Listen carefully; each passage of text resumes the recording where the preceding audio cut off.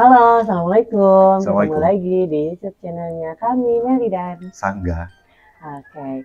Nah, pada video kali ini kita mau share pengalaman kami saat pertama kali kami memutuskan untuk melakukan in vitro fertilization atau bayi tabung gitu.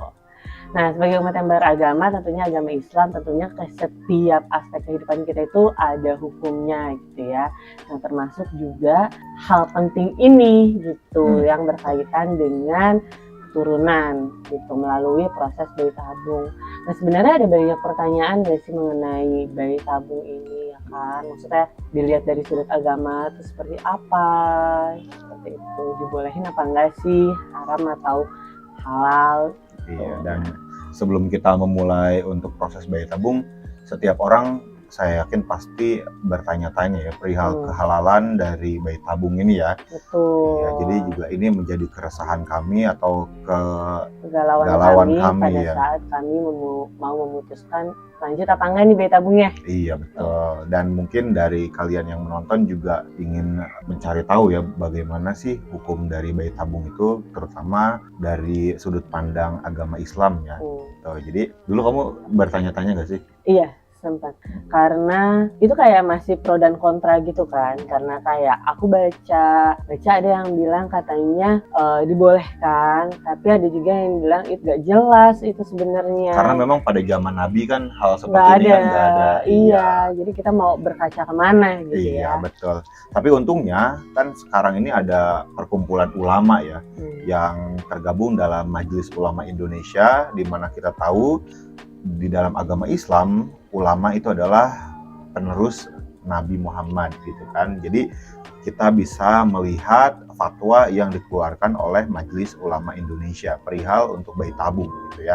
Dan pada saat itu ya, sebelum kita melakukan bayi tabung, kita juga melakukan pencarian itu di internet perihal fatwa ulama Indonesia. Kemudian juga kita menonton beberapa ceramah dari para ulama yang terkenal di Indonesia dan ilmunya juga sudah mumpuni ya. Kemudian juga kita mencari lewat fatwa-fatwa serta ya kita baca beberapa sumber yang ada di internet dan kita akan sharing hasilnya di sini.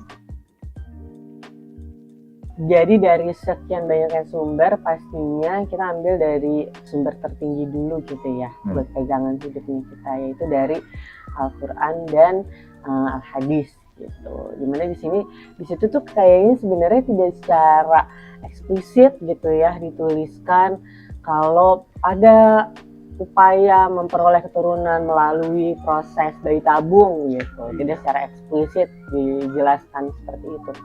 Ya, namun kita kan kalau misalnya tidak ada di Al-Quran dan Hadis, kita coba merujuk kepada sumber hukum yang lain ya, misalnya ijma, qiyas gitu kan. Dan di sini kan kita ada fatwa MUI, di mana fatwa ini kan pasti ya dibuat oleh orang-orang yang berilmu. Mereka itu mengkaji secara sains dan agama. Mereka mempelajari dari sains, dari tuntutan nilai-nilai Al-Quran, nilai-nilai Al-Hadis gitu kan, perihal misalnya pernikahan, berhubungan badan gitu ya, terus kehamilan, perihal anak dan warisan apa dan lain sebagainya lah ya. Dan para ulama itu menyepakati bahwa bayi tabung itu adalah diperbolehkan atau halal. Namun ya ada beberapa hal yang mungkin nanti menjadi catatan dari ulama gitu. Nah, MUI sebetulnya sudah mengeluarkan fatwa ini tuh sudah lama gitu. Jadi MUI itu sudah mengeluarkan fatwa tentang bayi tabung ini di tanggal 13 Juni tahun 1979 gitu. Iya, jadi udah lama banget ya. Jadi kesimpulannya itu ada beberapa poin. Yang pertama, jadi menurut fatwa, jadi sebenarnya bayi tabung itu selama berasal dari sperma dan ovum dari pasangan suami istri yang sah hukumnya secara hukum maupun secara agama gitu ya, maka itu dibolehkan gitu. Iya, karena hal tersebut kan termasuk ikhtiar ya, berdasarkan ternyata kaidah-kaidah agama. Apalagi sebenarnya yang perlu di-highlight itu adalah memang berasal dari pasangan suami istri yang sah di mata agama dan juga di mata hukum gitu sih. Nah, kemudian yang kedua, bayi tabung dari pasangan suami istri dengan titipan rahim istri yang lain ya, misalnya dari istri kedua dititipkan pada istri yang pertama gitu, itu hukumnya haram. Gitu. Jadi meskipun bayi tabung tadi itu dikatakan boleh, tetapi kalau misalnya bayi tabungnya dilakukan kepada orang lain, ya kan, itu dilarang di dalam Islam gitu. Ini mengacu kepada fatwa MUI. Jadi maksudnya gini kali ya, misalnya kita sudah menikah nih gitu secara resmi, nah terus ternyata ada wanita lain gitu, terus begitu, tapi sebenarnya yang maksudnya mau punya anak itu kita berdua gitu, tapi dengan berbagai macam alasan saya tidak mau nih gitu, kehamilannya itu terjadi pada tubuh saya gitu. Akhirnya dilakukanlah pembuahan itu di luar, tapi dititip ketika sudah jadi embrionya itu dimasukinnya itu justru ke rahim perempuan lain. Ya. Gitu. Titip gitu. rahim lah ya. Kalau di luar negeri kan rahim. Ada tuh menitipkan rahim gitu ya. Dulu ada juga pernah ada film India juga kayak gitu. Aku pernah nonton. Iya. Jadi titip rahim gitu. Betul. ke perempuan lain. Iya, dan kalau kasusnya seperti itu menurut fatwa MUI itu haram.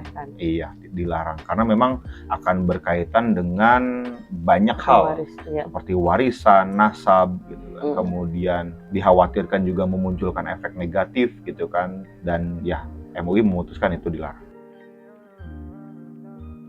Kemudian yang ketiga, proses bayi tabung atau upaya ikhtiar mempunyai keturunan melalui bayi tabung itu menjadi haram kalau misalnya spermanya itu berasal dari suami yang sudah meninggal. Betul. Jadi kan suka ada tuh ya embrio yang disimpan untuk dipakai misalnya setahun atau 2 tahun kemudian, ternyata di dalam proses itu suaminya meninggal dan bayi tabung yang dilakukan itu menjadi haram. Gitu. Karena menurut fatwa MUI, bayi tabung itu hanya bisa dilakukan oleh pasangan yang masih hidup. Jadi kalau misalnya sudah meninggal salah satunya, itu menjadi haram. Gitu. Itu nanti ke belakang-belakangnya tuh bakalan banyak masalah yang mengikuti di dalam situ gitu. Iya. Kan anak itu lahir dari masih embrio pun juga sudah menjadi anak yatim gitu ya, karena ayahnya juga sudah meninggal. Itulah makanya tidak dibolehkan. Kemudian yang keempat, bayi tabung itu bisa jadi haram apabila sperma dan ovumnya itu diambil dari selain pasangan suami istri yang sah hukumnya. Jadi misalnya kalau misalnya kami mengambil entah itu sperma atau ovum dari orang lain, kemudian dipasangkan kepada istri gitu kan, nah itu menjadi haram. Kenapa? Karena itu bahan bakunya bukan dari pasangan yang sah. Suami istri yang sah. Iya, jatuhnya itu nanti seperti zina sih. Kan aneh juga sebetulnya pas bayi tabung, kemudian anaknya kok bule gitu kan. Itu lucu banget sih. Dan ya kebayang dong nanti gunjingannya. Pernah dengar siapa gitu yang banyak dia sebetulnya punya seperti itu, donor sperma kemana-mana. Banyak. Di luar negeri ini sudah dilegalkan secara hukum, tapi di Indonesia itu tidak berlaku. Iya, betul. Ya, yang penting sih di mana sperma dan sel telur yang digunakan untuk proses bayi tabung itu berasal dari pasangan suami istri yang sah gitu, tidak untuk titip rahim maupun donor sperma dari orang yang diantah berantah mana lah gitu.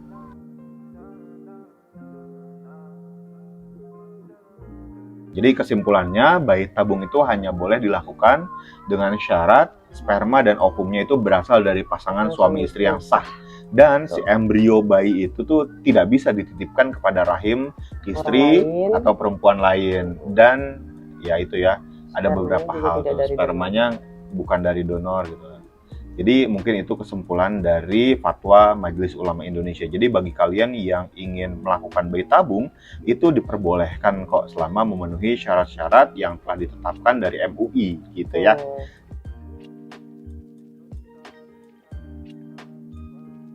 Pertanyaannya adalah apakah ada ulama yang menolak atau mengharamkan atau tidak merekomendasikan? Setahu saya berdasarkan hasil research itu tidak ada yang mengharamkan, tetapi mungkin ada yang tidak merekomendasikan. Seperti contoh misalnya dari Buya Yahya misalnya gitu kan. Buya Yahya itu meminta kita untuk berhati-hati betul terkait dengan bayi tabung. Kenapa? Karena proses bayi tabung itu dari awal hingga akhir gitu ya, itu banyak sekali hal yang harus diperhatikan dan benar-benar dicermati. Nah, Buya Yahya itu menyoroti bahwa untuk mendapatkan surga itu kan sebetulnya tidak perlu kita memiliki anak gitu ya. Jadi Buya Yahya itu untuk mempunyai anak. Iya, Buya Yahya itu menyoroti bayi tabung karena bayi tabung itu kan ya tadi itu dari awal sampai akhir benar-benar harus hati-hati. Ditambah keinginan untuk memiliki anak itu tidak berpengaruh apapun terhadap upaya kita dalam mendapatkan surga gitu ya. Malah mungkin bisa menjerumuskan kita ke dalam neraka gitu. Seperti contoh kalau Buya Yahya bilang dari awal nih ketika kita mau melakukan bayi tabung kita harus benar-benar bisa memilih dokter yang amanah. Kemudian juga ketika si sperma dan sel telur itu akan disatukan, itu kan kita tidak tahu prosesnya. Jadi Buya Yahya meminta kita untuk kembali berpikir apakah hal tersebut aman atau tidak bagi kita. Jangan sampai kita memilih rumah sakit dan dokter yang tidak amanah gitu. Betul. Jadi biar asal jadi aja gitu untuk menambah keberhasilan sebuah rumah sakit gitu ya. Akhirnya dia menggunakan sperma orang lain dengan sel telur kita gitu misalnya. Yang kita nggak tahu itu asal usulnya dari mana. Betul. Gitu. Meskipun kita juga berpikir bahwa ya si dokter ataupun si embriologisnya itu pasti mereka sangat berhati-hati sekali dalam melakukan perkawinan antara sperma dan juga sel telur ya, karena ketika misalnya si bayi tabung itu jadi dan anaknya misalnya berbeda nih genetikanya kan mereka juga akan kena sanksi gitu ya. Tapi ya itu kan tidak menutup kemungkinan ketika si embriologis itu bekerja, siapa tahu kan ada kecampur sperma orang lain atau sel telur orang lain, atau mereka tidak amanah kemudian karena ingin memperbaiki rating keberhasilan, jadi mereka mencampurkan, kan kita nggak ada yang tahu ya. Makanya Buya Yahya itu benar-benar meminta kepada kita untuk berpikir apakah perlu dilakukan bayi tabung atau tidak. Beliau tidak mengharamkan, sekali lagi ya, beliau tidak mengharamkan, tetapi beliau hanya tidak merekomendasikan dengan alasan-alasan yang tadi dijelaskan gitu. Ya, jadi kembali lagi ke kalian semuanya. Apakah kalian memang ingin bayi tabung ataukah memang udahlah gitu kan kita ikhtiar dengan cara lain, misalnya adopsi anak gitu kan, itu juga bisa sebetulnya dilakukan ya, karena masih banyak sekali anak-anak yang terlantar, yang tidak terurus gitu kan, itu juga kan bisa menjadi amal ibadah buat kita sebetulnya ya.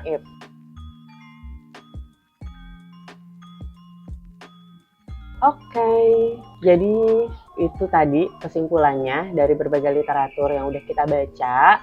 Itu ternyata memang kondisi halal maupun haramnya bayi tabung tersebut itu benar-benar tergantung dari pelaksanaan itu sendiri gitu ya. Yang penting kita benar-benar keduanya itu benar-benar berasal dari pasangan suami istri yang sah. Kemudian juga benar-benar dengan atas niat memang mau mendapatkan keturunan dengan baik gitu ya, jadi dibolehkan gitu. Namun tetap juga ada beberapa hal yang perlu kita perhatikan. Balik lagi sekarang ke semua yang nonton gitu, masing-masing mungkin memiliki pendapatnya sendiri-sendiri. Namun kalau ini berdasarkan sudut pandang kami gitu. Silakan kalau misalnya punya pendapat yang lain bisa tulis di kolom komentar. Iya betul. Dan mohon maaf untuk agama lain selain Islam, kami sejujurnya tidak mengetahui dan kami tidak research ya. Jadi mungkin kalian bisa research sendiri bagaimana pandangan bayi tabung dari agama lain gitu. Baik, terima kasih banyak telah menonton video ini. Semoga bermanfaat. Jangan lupa untuk like, subscribe, dan juga komen apabila kalian memiliki pertanyaan. Mungkin itu saja ya. Oke. Bye-bye.